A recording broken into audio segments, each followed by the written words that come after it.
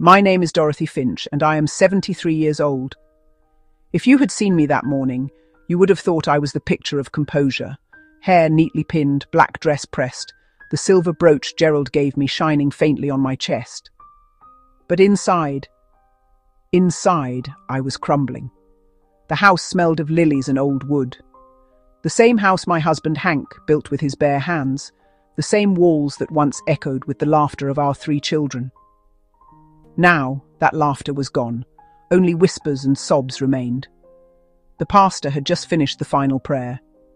People started leaving, touching my arm softly, offering condolences I couldn't feel. My hands were shaking so hard I had to hide them in my lap. I wasn't sure if I was trembling from grief or from the terrible thing I knew was coming. You see, before Hank died, he left behind a will I begged him not to write that way, a will that I knew would tear this family apart. And today, as the last guest closed the front door, I saw Mark, my eldest, standing by the window, his shoulders stiff, his jaw clenched. He didn't look like a grieving son. He looked like a man waiting to claim a kingdom. "Mom," he said quietly. "Mr. Seymour called. The lawyer. He'll be here at 5 to read the will." I wanted to scream. Not today, not now, not while your father's body was still warm in the ground. But my voice betrayed me. Only silence came out. At that moment, Paula, my only daughter, appeared in the doorway. Her eyes were swollen from crying, her hands clasped together like she was praying. And behind her, Ted, my youngest, only 25, looked lost. Like a boy trapped in a storm he couldn't understand. The 3 of them stood there in that dim living room, framed by the afternoon light that filtered through the lace curtains. For a second, they looked like my babies again. But then Mark turned his head, and the look in his eyes shattered that illusion. He wasn't my baby anymore. He was my rival. The clock struck 5. A car door slammed outside, and as Mr. Seymour's footsteps echoed through the hall, I felt a chill crawl up my spine. By the time he opened his leather briefcase and began unfolding those papers, my heartbeat was so loud it drowned out the ticking of the clock. When he read the first line, "By decision of the late Hank Finch," Mark smiled. When he read the second line, "I leave the administration of all family assets to my firstborn son," Ted's fist hit the table. And when he finished, "Dorothy Finch shall retain 20% for her personal comfort," the room fell into silence so deep you could hear the wind outside. That was the moment I realized my husband's death was not the end of my suffering. It was only the beginning. I rose slowly from my chair, my eyes locked on Mark's smug expression. He thought he had won. But what he didn't know, what none of them knew, was that I had buried more than one secret in this house. Secrets that could burn this family to the ground. And when my children broke down the bathroom door that night, screaming for answers I wasn't ready to give, that's when I understood. My own flesh and blood would become my greatest torment. I used to believe evil was something that came from outside, something you could recognize by its shape, its shadow, its smell. But life taught me the cruelest truth. Sometimes evil is born around your own dinner table, wearing familiar faces and smiling while it learns to lie. Long before my children turned against me, I had seen this story play out once before. I grew up in Lexington, Kentucky, on a patch of farmland that looked golden in the morning light and cruel under the noon sun. My father, Otto Hargrove, worked that land until his knuckles cracked. He was a man who measured love in discipline and worth in labor. His word was law, and he spoke it like thunder. My mother, Irene, was the opposite. Quiet as a shadow, her emotions always folded neatly behind a soft smile. She cooked, she sewed, and she prayed. But she never raised her voice, not even when she should have. There were 5 of us, but only 3 made it to adulthood. My brothers Alvin, Eric, and me. The 2 youngest, twin boys, didn't survive the winter of '47. My mother never recovered from that. Some nights I'd find her sitting in the dark, whispering lullabies to ghosts. From the time we could walk, we were taught our roles. Alvin, the eldest, was the heir, the one who'd carry on the farm's name. Eric was the clever one, always dreaming of leaving, which my father called foolish talk. And me, I was the daughter, the helper, the invisible one. It started small, the favoritism. Alvin got the new boots. Eric got the old ones. I got whatever could be patched. At dinner, my father would say, "Alvin, someday this will all be yours," while the rest of us sat in silence. I remember one night, I couldn't have been more than 12. My father and Alvin were at the table, talking about the farm's expansion. Eric was trying to explain some new crop rotation method he'd read about. My father cut him off. "Books don't grow corn," he said. Eric lowered his head, humiliated. That was the first time I saw that spark in his eyes, the one that looked like a match being struck in a dark room. That spark would burn our family down. A few years later, when I was 16, Eric ran away, left nothing but a note saying he'd never live under Otto Hargrove's shadow again. My father tore that letter in half and told us he was dead to him. My mother cried for days. Alvin pretended not to care, but I caught him smiling once when he thought no one was looking. Weeks passed, and the harvest came early that year. The orchard was glowing with apples, heavy and red like hearts hanging in the sun. It should have been a season of joy, but in our house, every dinner felt like a battlefield. You've got a head for business, son. That's nice, Ted, but your brother's doing the real work. Mama, why do they only see each other as competition? Then came the night that changed everything. It was late, past midnight. I woke to the sound of the barn door slamming. Through the window, I saw firelight flickering. My heart jumped. I thought the barn was burning. I ran outside barefoot, the grass cold against my feet, and found Mark and Hank inside, red-faced, shouting, the lantern swinging wildly between them. You went behind my back. I told you not to sell that calf without me. I got a better price than you ever could. You're stuck in your old ways, Pa. I'm trying to make this place grow. You forget your place, boy. Maybe it's my place now. I rushed forward, putting myself between them, my hands shaking. "Stop it, both of you!" Hank glared at me. "Stay out of this, Dorothy." But I didn't.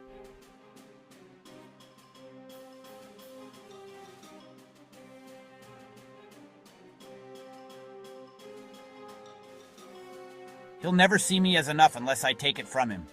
Those words buried themselves in my soul, because I knew one day he would.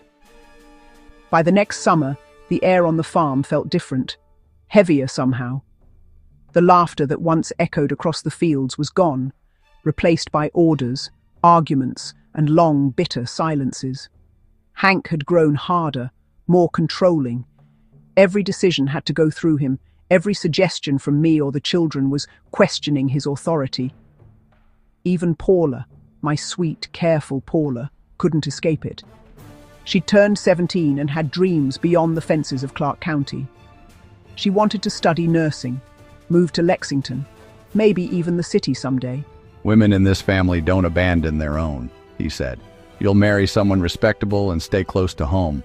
Paula, maybe I'm not meant to marry. Maybe I'm meant for more than just tending to men's lives. Hank, watch your tone. I tried to step in. Hank let the girl speak her heart, but he turned his glare on me and I fell silent. The air in that kitchen felt colder than the well water. I can't breathe here anymore, Mama. I love you, but if I stay, I'll turn into something I'm not.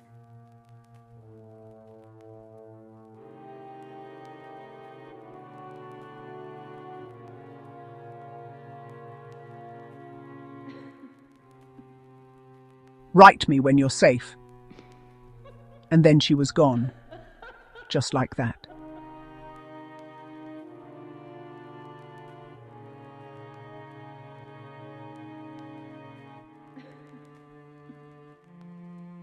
When's Paula coming back? When she remembers who she is? Meanwhile, Mark had taken full control of the farm. He was only 17, but already running things like a foreman. The men respected him. Some feared him.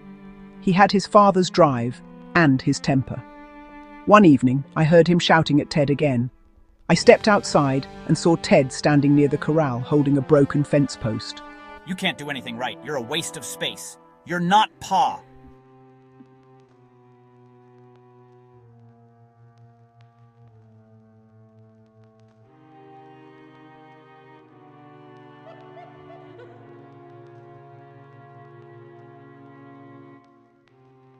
You just made a mistake you'll regret. What the hell's this? He hit me. He started it! Not all sons are built the same.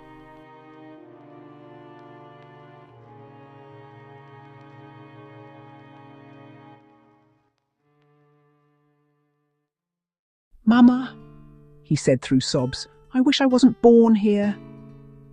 I wanted to promise him it would get better, but I couldn't, because I knew it wouldn't. The farm grew wealthier as the years passed.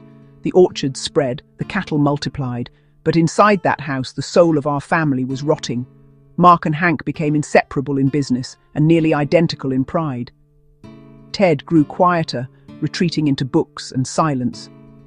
Paula stopped writing altogether, and me, I felt like a ghost haunting my own home.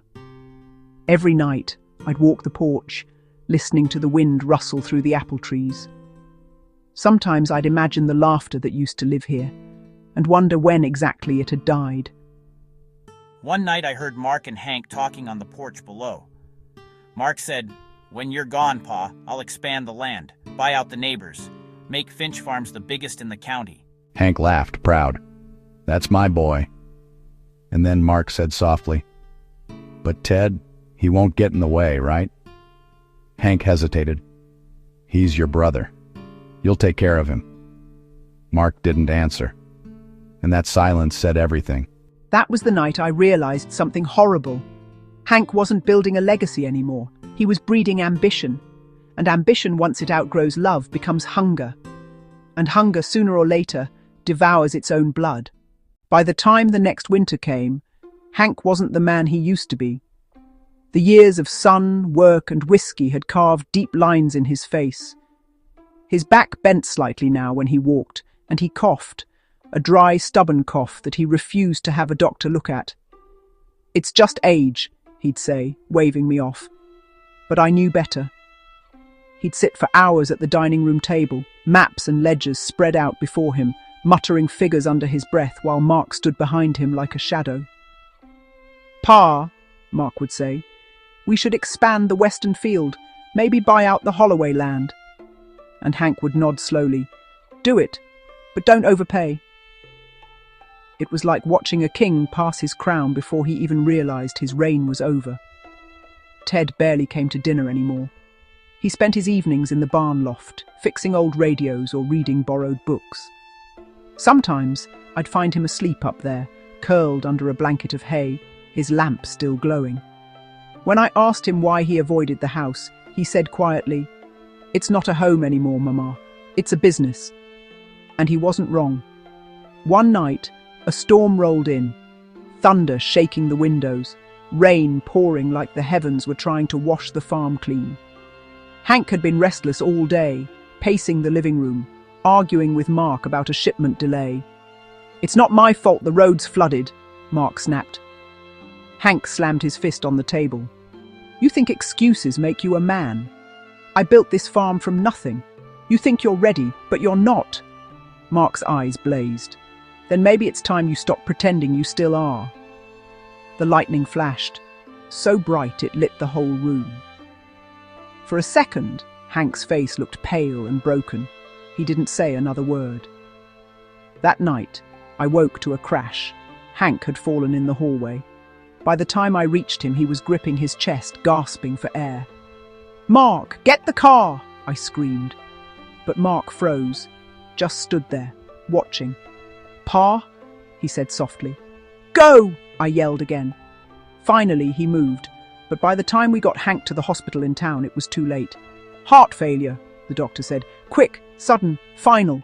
The kind of death that doesn't let you say goodbye." The funeral was quiet but crowded.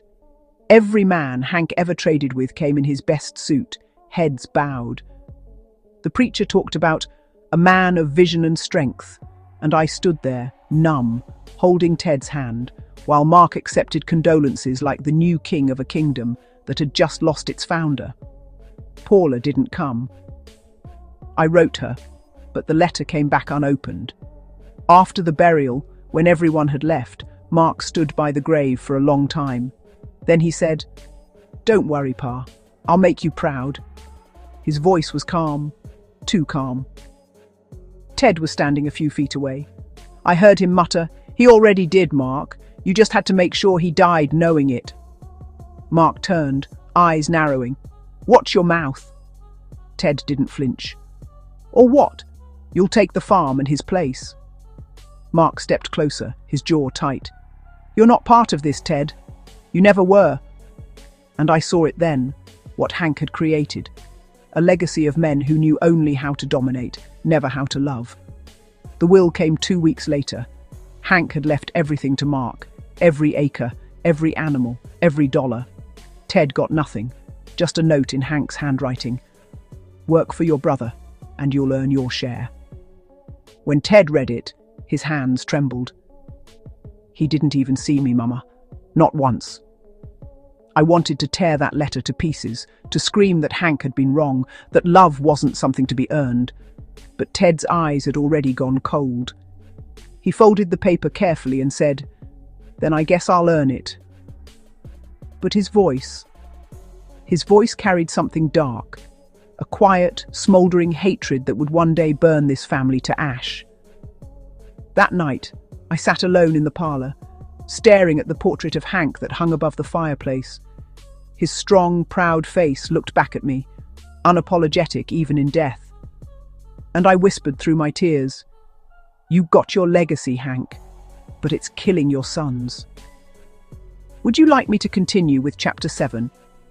The Heir and the Outcast, where Mark takes control of the farm like a ruler, Ted begins plotting his own rise, and Dorothy watches as the Finch family turns from blood to battlefield. After Hank's death, the house fell silent for weeks. Not the kind of silence that brings peace, the kind that presses down on you, heavy and unrelenting, like the walls themselves were grieving.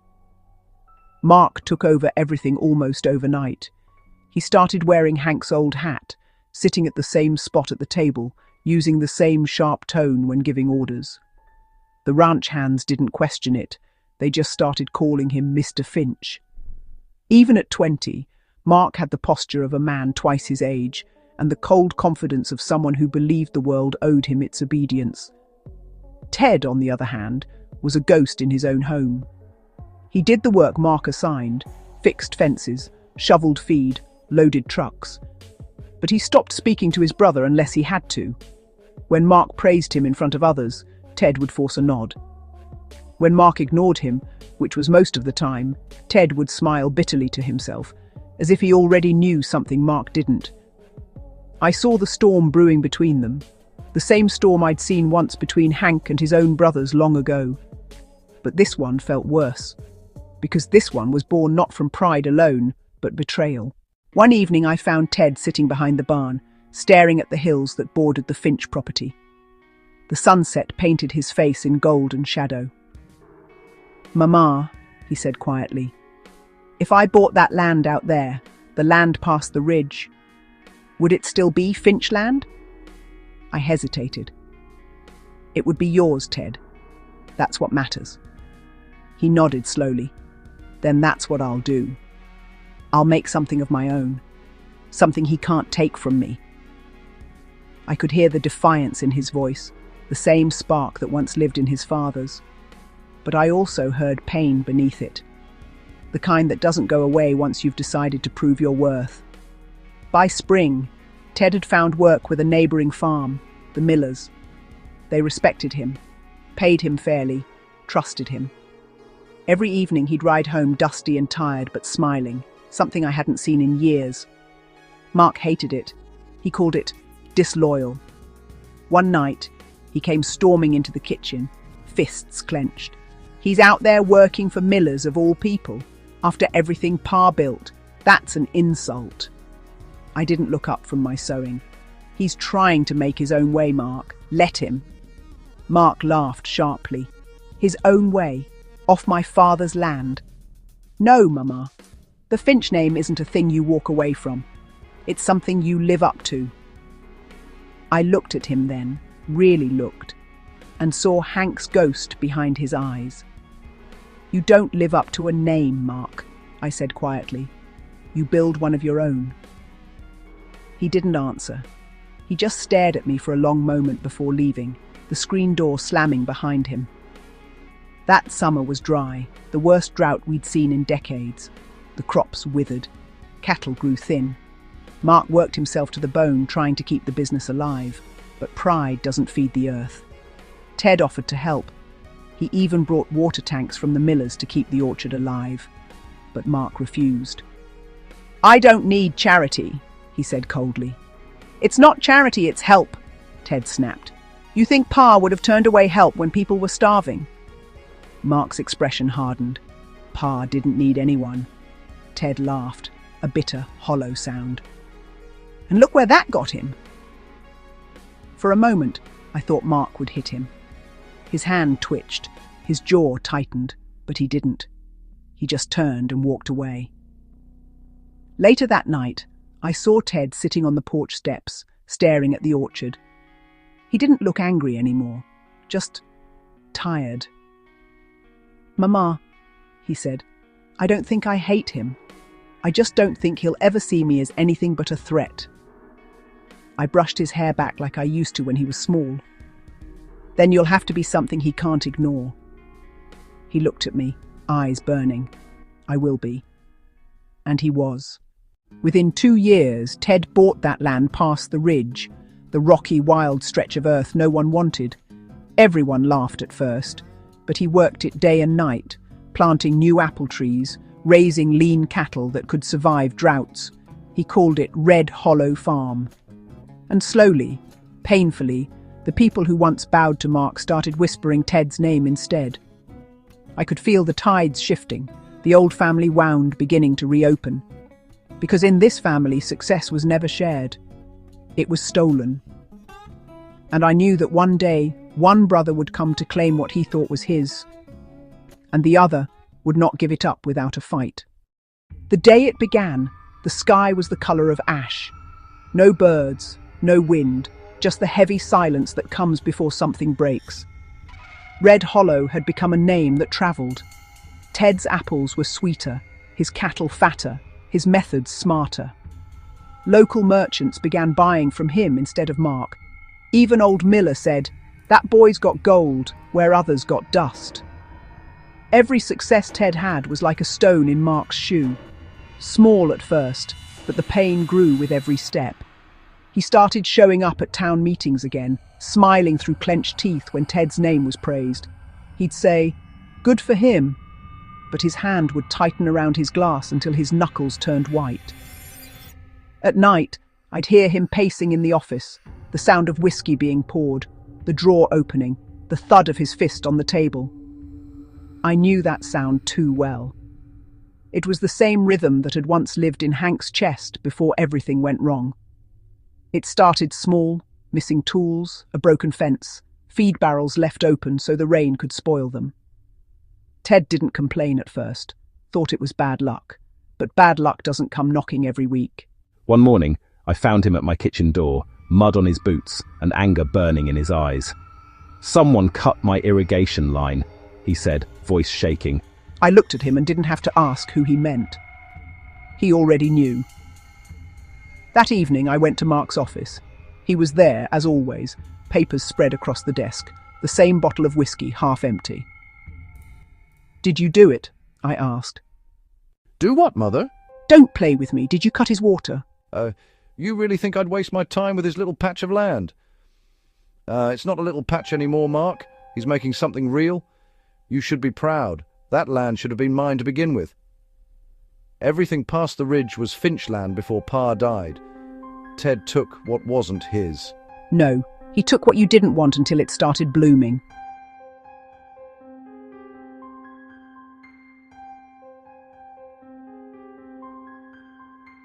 Maybe if he stayed in his lane, Mama, this wouldn't be happening. He wants to prove he's better than me. Let him.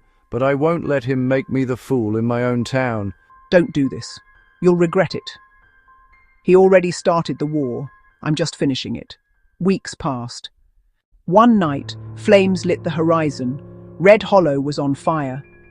I still remember the way the orange glow reflected in Mark's window, flickering across his face like a confession. He didn't move. He didn't speak. He just watched. By the time the fire was out, half the orchard was gone. Ted's livestock, scattered, frightened, some lost forever. The sheriff came, but no one could prove anything. There were no footprints, no fuel cans, no witnesses, just whispers that travelled faster than truth. Ted rebuilt, stubborn as ever, but something in him changed. He stopped smiling, stopped visiting.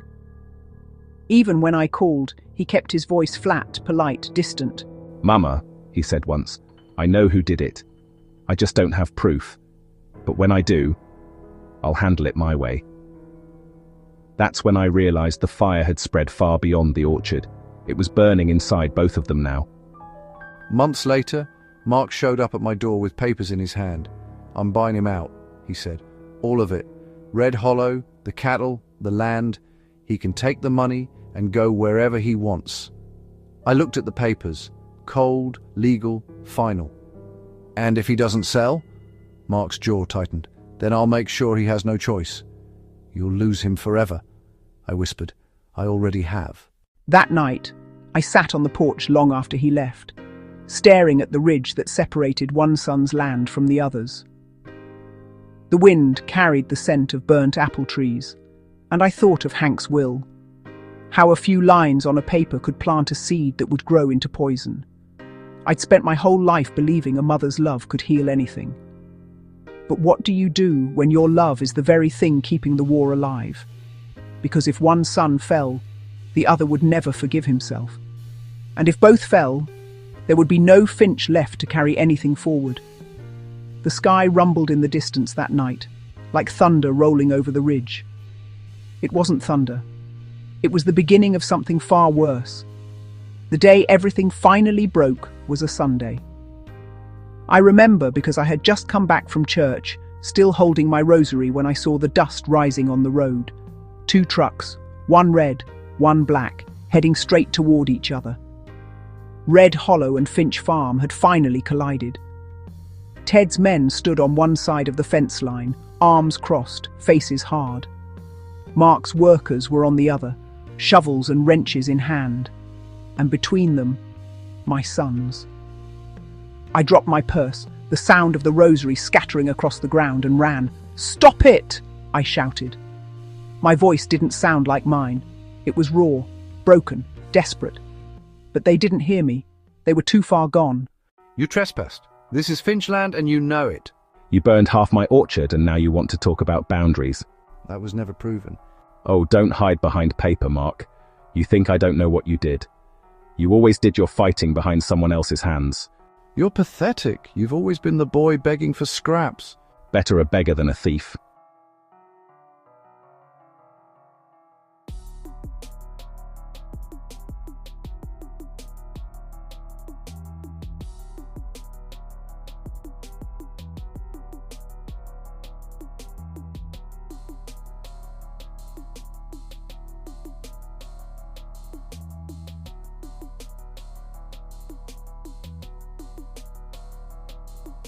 Enough! Do you hear yourselves? This is your father's land. This is your family. "He's trying to destroy everything Pa built." "No, Mark. You did that the day you let a piece of paper tell you you're better than us." Both of you, stop talking about your father as if he's still here to blame. He's gone. I'm the one who's still here, and you're killing me with every word.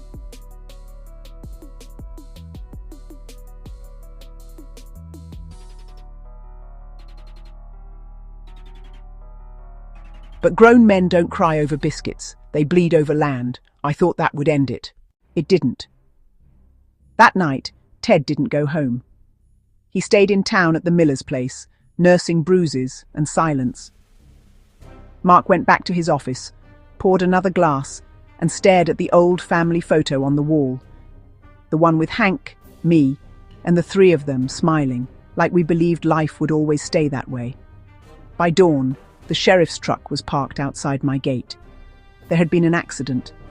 A tractor on Ted's property had exploded during the night. Fuel line cut clean. Ted survived, but barely. His left hand was burned, half his barn gone. It looked deliberate. And everyone in town already knew who they suspected. That evening, Ted came home, hand bandaged, eyes cold. I'm pressing charges, he said. I froze. Ted, please, don't do this. It'll destroy both of you. He destroyed me first. You don't know that. He looked at me then, and I'll never forget his voice when he said it. I don't need proof, Mama. I just need peace. Then he turned and left. The days that followed blurred into one long nightmare. Police, lawyers, whispers, reporters. Mark refused to admit anything. Ted refused to back down. I was caught in the middle, torn between two worlds that no longer touched. One night I walked out to the ridge, the line that divided their lands, and fell to my knees in the dirt. I prayed for the storm to stop, for the fire to burn out. But deep down, I knew it was too late. Because this wasn't just about inheritance anymore. It was about pride, pain, and the kind of love that turns poisonous when it's betrayed. 2 weeks later, the sheriff returned. He had news. Ma'am, your son Ted dropped the charges. For a second I thought it was mercy, but when I saw his eyes, I knew it wasn't. He's leaving town, said he's done with this place, with all of it. I felt my chest tighten, and Mark... He'll be fine, ma'am, but I don't think your family will ever be the same again. That night, I sat alone in the dark, staring at the empty ridge. No more shouting, no more fire, just silence. The kind that doesn't heal, the kind that buries you slowly, like dust settling after a war. And as I held the old family photo in my trembling hands, I realized. The will had taken Hank, but the greed it planted had taken my sons. My family was alive, but everything that made us a family was gone. Years passed, the seasons came and went, but Red Hollow stayed quiet. The orchards never bloomed the same after the fire. The cattle grew leaner, the fences rotted. Mark worked the land, yes, but not with pride. He moved like a man running from something he couldn't outrun. He'd drive into town every few weeks, nod to people who no longer looked him in the eye, and drive back before dusk. The Finch name had once meant power. Now it was a whisper people used when they didn't want to curse out loud. And me? I grew old. The doctor said my heart was tired. Funny, isn't it? How they say that like it's a diagnosis, and not the result of years spent watching the people you love tear each other apart. It was a rainy afternoon when I saw him again. I was sitting by the window, half asleep, when a truck pulled up the drive, grey, weathered, dust clinging to its sides, like ghosts that refused to let go. He stepped out wearing a coat too big for him and a beard too heavy for the boy I remembered. Ted. My boy had come home. For a moment I couldn't breathe. My hands trembled, and I whispered his name like a prayer that might vanish if I said it too loud. He looked up, met my eyes through the window, and smiled. A tired, haunted smile that carried 10 years of distance. Inside, he didn't say much at first. He looked around the house like it was a museum, every corner filled with memories he'd buried. You kept it all the same. I tried. He nodded, sat down at the table, and the silence between us filled the whole room. Then finally, he said it. How's Mark? It was a test, to see if the wound still bled.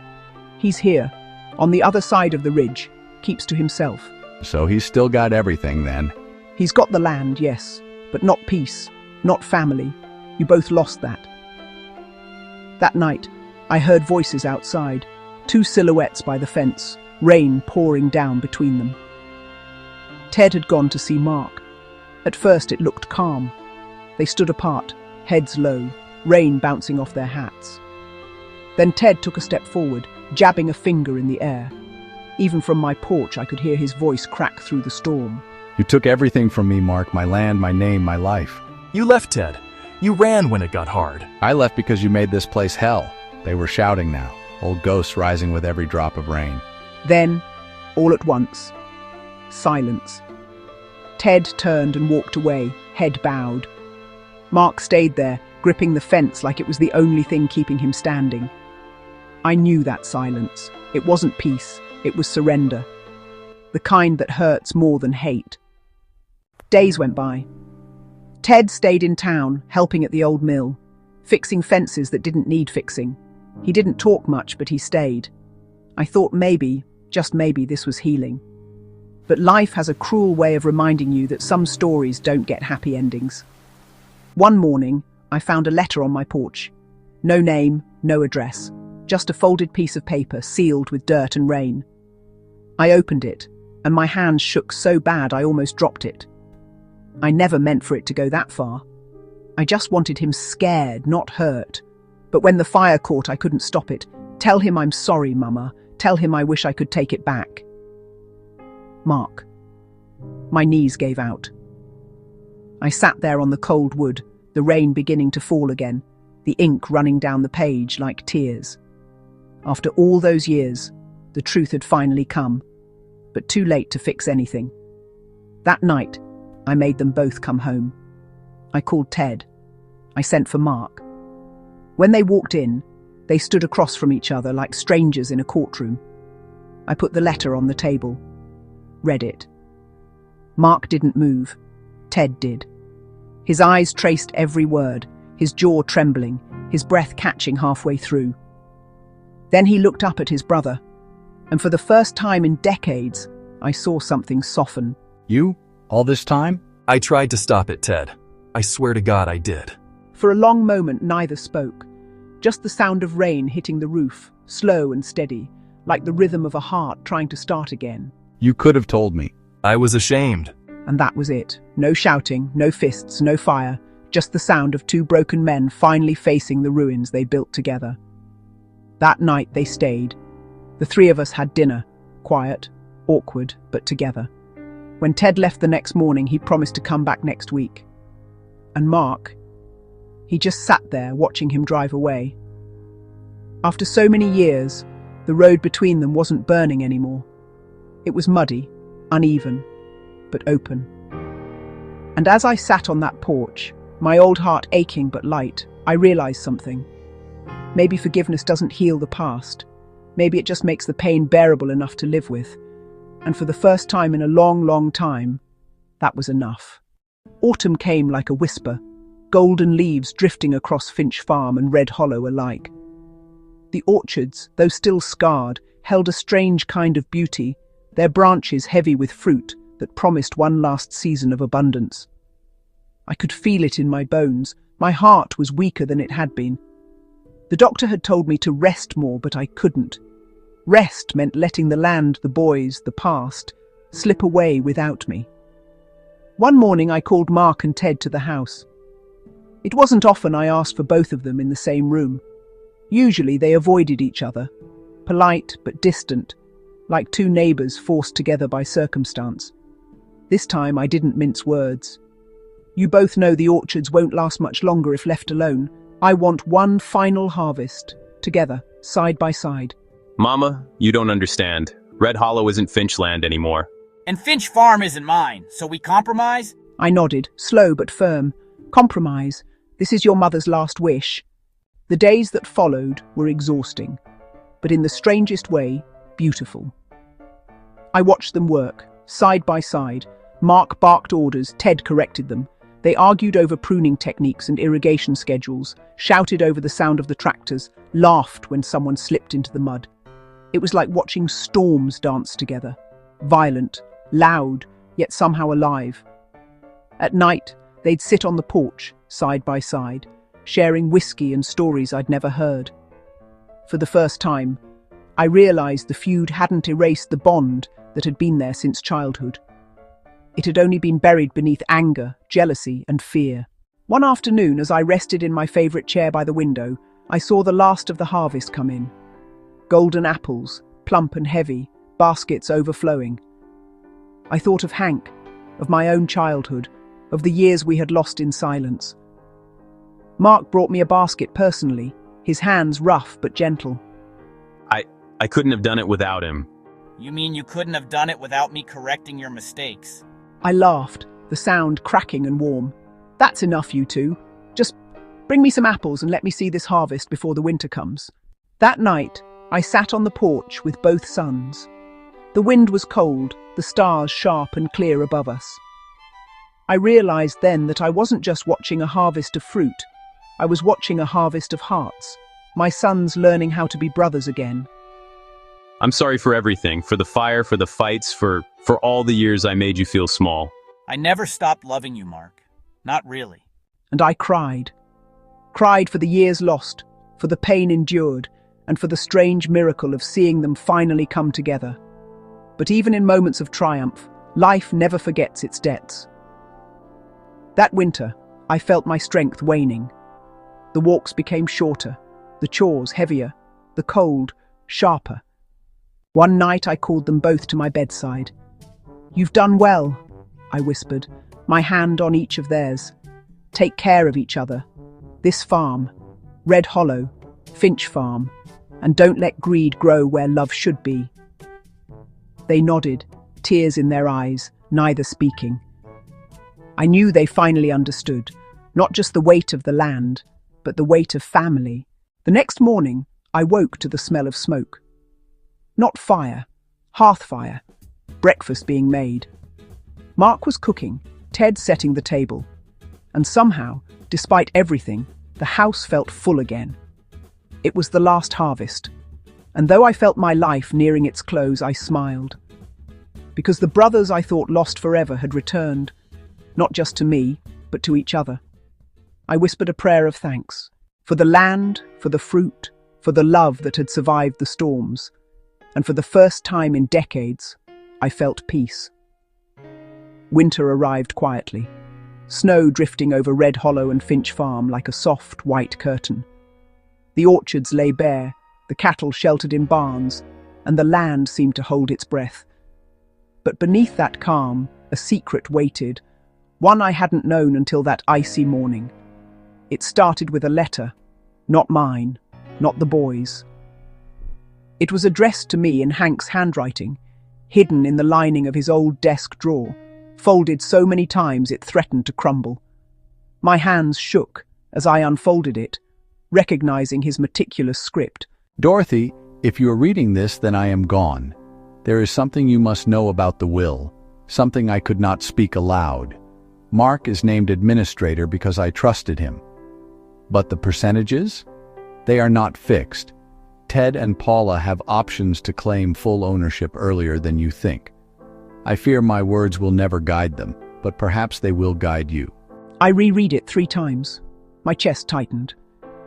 This meant the delicate balance we had spent the last harvest building could collapse in a single conversation, a single misstep. The first to notice my sudden worry was Mark. "Mother, you've been distant," he said. "Something's wrong. Tell me." I hesitated, not wanting to shatter the fragile peace. But secrets have a way of escaping, whether you allow them or not.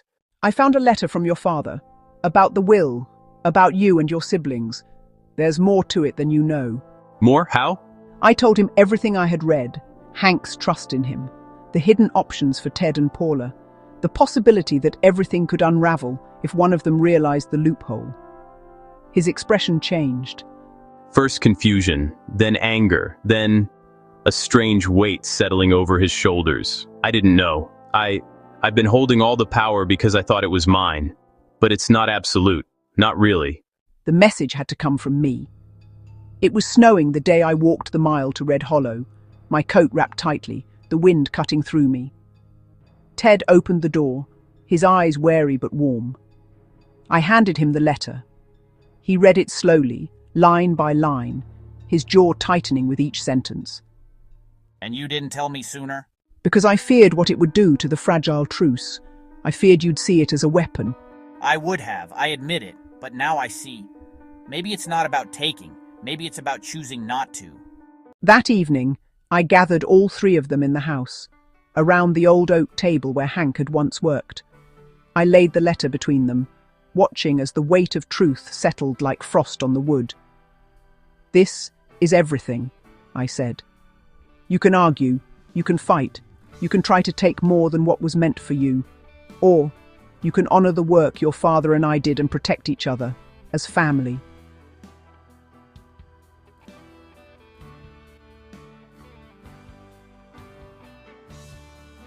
Finally, Mark spoke. I've made mistakes. I let greed blind me. I let anger rule my decisions. Ted's voice was soft. And I let the past keep me from forgiving, from coming home sooner. I'm sorry for everything. Paula, who had been quiet until now, finally looked up. I never wanted to feel invisible, but I see now we were all blind, in our own ways. Can we try to fix this? I felt tears prickle my eyes. For the first time in years, I allowed myself to believe it could be possible. The winter stretched on, harsh and biting. But in that house, in the glow of the fireplace, something thawed. The letter, once a potential weapon, became a bridge. The past remained, yes, with its scars and betrayals, but it no longer ruled the present. That night, I whispered a prayer for Hank, for the boys, and for the fragile peace I had fought so hard to preserve. And as I drifted to sleep, I realized, even after all the fire, the fights, the secrets, and the heartbreak, family could survive. It just needed patience, courage, and love strong enough to endure winters of secrets. Would you like me to continue with Chapter 13? A Spring of Reconciliation, where the brothers begin to rebuild not only the farm, but their bond, and Dorothy discovers an unexpected ally in Paula. Spring arrived slowly, the snow melting into soft streams that ran across the fields of Finch Farm and Red Hollow.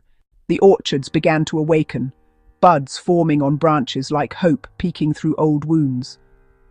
I watched it all from the porch, my hands folded over my lap, heart lighter than it had been in years. Paula had taken charge of the flower beds, planting tulips and daffodils along the edges of the driveway. She moved with care, her hands gentle but determined, as if restoring the beauty of the land could also restore something in her heart. I realized then that she had grown into a woman of quiet strength, one who didn't need anyone to validate her presence. Mark and Ted were working together in the northern orchard, pruning the apple trees side by side. No shouting, no angry words, just shared effort. They still bickered lightly, teasing each other like brothers do, but there was laughter now, not rage. The ridge between their properties, once a line of fire and resentment, was slowly becoming a line of connection. One morning, I called them into the kitchen. The sun streamed through the windows, golden light catching the dust motes in the air. I had baked my mother's butter cookies and poured tea, a small ritual that had survived decades of chaos. "I want to propose something," I said, voice steady despite the tremor in my hands. "Let's combine the orchards this season. Let's work together as one family. Not just for the harvest, but for us." Mark looked at Ted. Ted looked at Mark. Then slowly, they nodded. Paula smiled, and for the first time, I felt all three of them as one family again. The weeks that followed were a testament to what could be rebuilt. They mended fences together, repaired barns, and cleared debris from the burned sections of the orchards. Ted taught Mark new irrigation techniques, and Mark shared tips on livestock care. I watched their cooperation blossom, small victories stacking on top of each other until they became momentum. Paula was everywhere, baking, tending the flowers, and keeping me company on long evenings. She even encouraged Mark and Ted to sit down and talk through old grievances rather than letting pride dictate their actions. It was strange and wonderful to see the children I thought lost to greed and anger finally learning how to be siblings.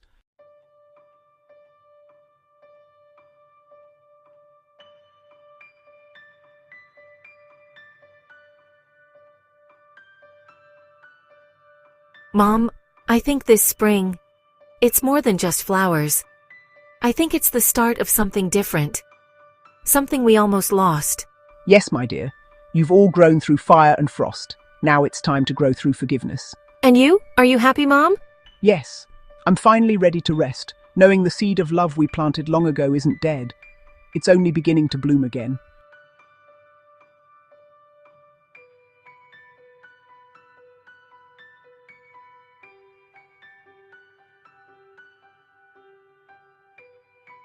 I realized then that life doesn't always reward us with perfect endings.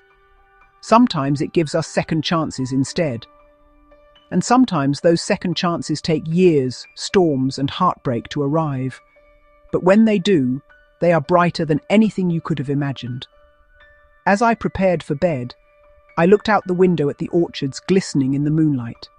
I whispered a prayer of thanks for Hank, for my children, and for the chance to witness the rebirth of our family. And somewhere in the quiet of the night, I heard the soft sound of laughter drifting from the orchard. A sound I never thought I'd hear again. It started with the attic.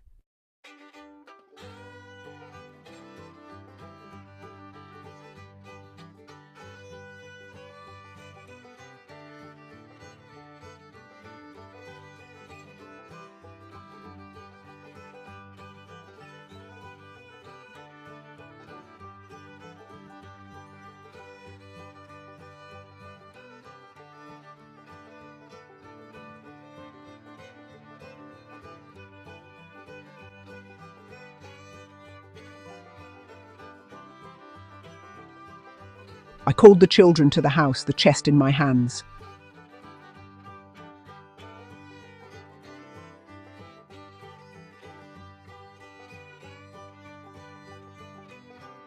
This was your father's. He left it here for me and for all of you.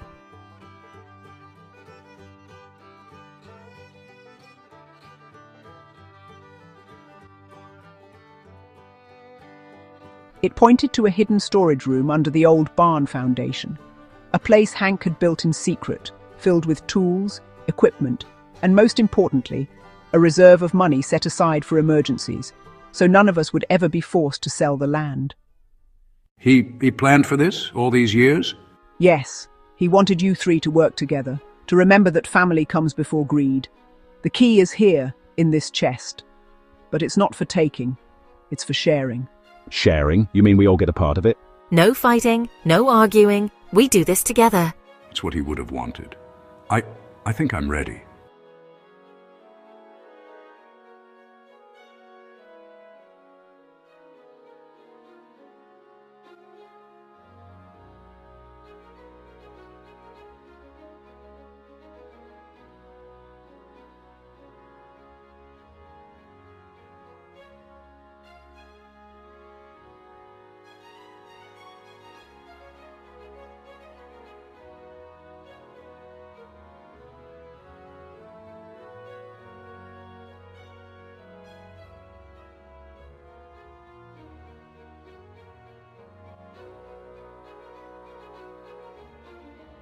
I can't believe he thought of everything. No one gets more than the other. We do this together, like Dad wanted.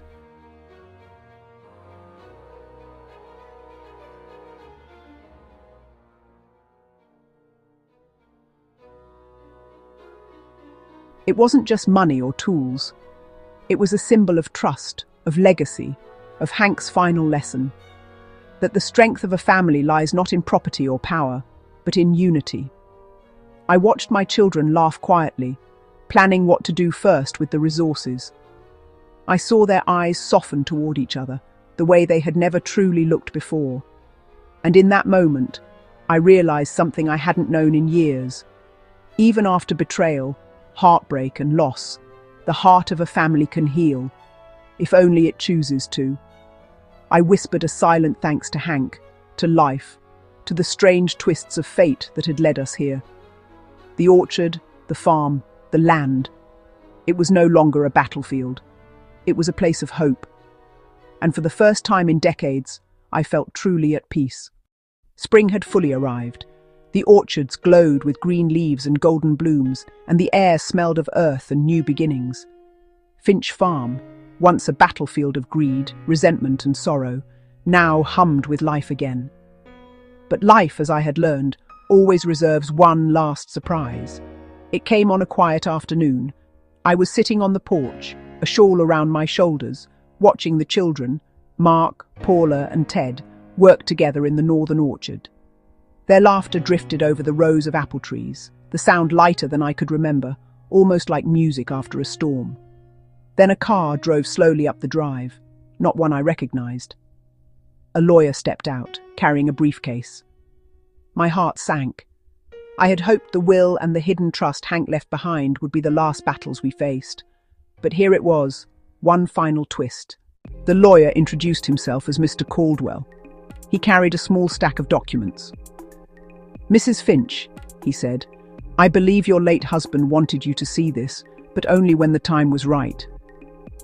I took the papers with trembling hands. The letter read, "Dorothy, if you are reading this, then my children have begun to understand the lessons I hope to teach them. But there is one more safeguard I placed, one more test of trust, patience and love.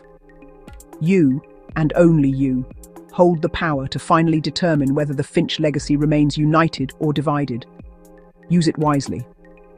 I looked up. The boys stood silently behind me, curious but trusting. The documents detailed one final clause in Hank's will, a conditional inheritance. Mark, Paula and Ted each had the right to petition for early shares of the farm or property, but only with unanimous consent from all three children and Dorothy's approval. Hank had made sure that no greed, no anger and no ambition could tear the family apart again without my say. I felt the weight of it, the ultimate responsibility. All the years, the fights, the betrayals, the fire, the hidden treasures, they had led to this moment. I turned to the children. "You've shown me what family can be when we choose love over pride. You've worked together, trusted each other, and honored the past.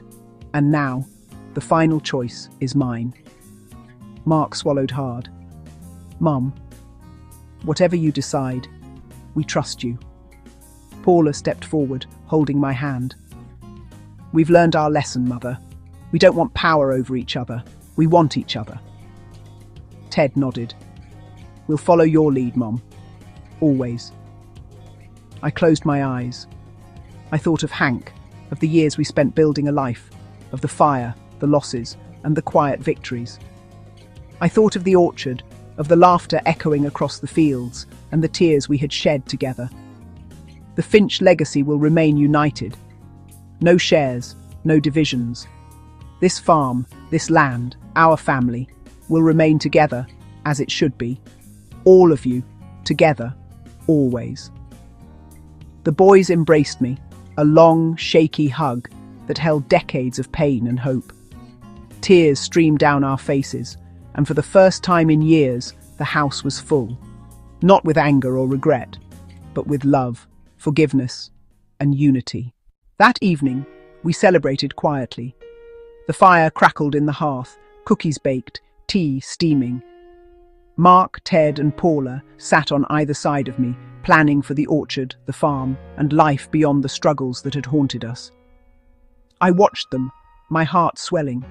My children, once torn apart by greed and grief, were whole again. And I knew that my work, my patience, my guidance, and even my tears had mattered. Life would continue, and there would be storms still. But the foundation was set. The Finch family, scarred but strong, would endure. And as I rested my hands on the worn wooden table, I whispered a prayer. Thank you, God, for letting me live to see this day. For letting love outlast fire, betrayal, and pain. For letting a mother's heart guide the family home. The wind rustled the apple trees outside, and for the first time, I felt completely at peace. The fire had ended, the family had survived, and the legacy, Hank's, mine, ours, was safe.